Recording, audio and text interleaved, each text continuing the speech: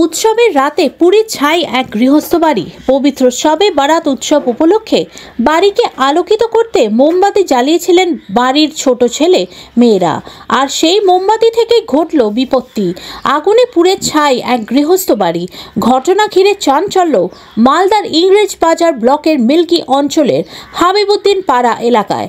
জানা গেছে ক্ষতিগ্রস্ত গৃহস্থ বাড়ির মালিকের নাম আমির Uddin Sheikh.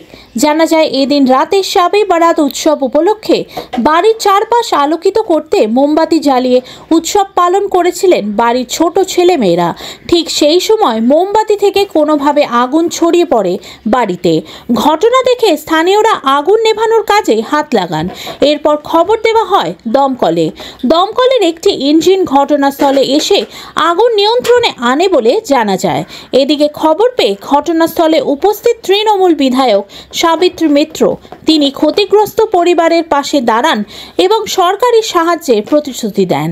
Bureau report, RG সমাচার। আজকে হঠাৎ করে শুয়ে বেড়াতে দিন, মানুষের আজকে খুশির দিন।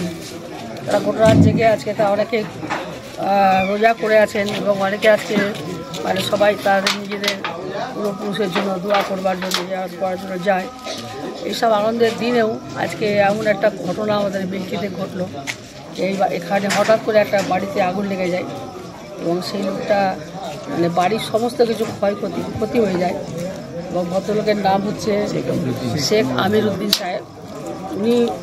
উনি হকারি করেই ওনার সংসার চালান এবং দীর্ঘদিন কষ্ট করে খেটে যে বাড়িটার মধ্যে তারা যে জিনিসপত্র করেছিল, সেখানে দেখা গেছে যে ইলেকট্রিসিটি থেকে শর্ট সার্কিট হয়ে লাইনটা ওখানে বাড়িটা নষ্ট হয়ে যায়, আগুনটা লেগে যায়। এবং তাদের মেয়ের বিবাহের যে টাকা পয়সা ছিল 4-5 লক্ষ টাকা এবং তাদের বাড়িতে 3-4 ভরি সোনা এরকম যা ছিল 5 ভরি মতন সবগুলো সোনা, এগুলো সব পুড়ে গেছে এবং কোনো কাগজপত্র কোনো প্রমাণ কিছু নেই, সব পুড়ে ছাই হয়ে গেছে।